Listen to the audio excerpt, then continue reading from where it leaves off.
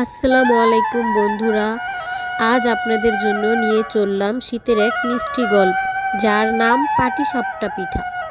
শীতের সকালে কুয়াশা ভেজা বাতাসে বইছে, চুলায় আগুন জ্বলছে টুকটুক করে, আর রান্নাঘর থেকে ভেসে আসছে এক মিষ্টি গন্ধ।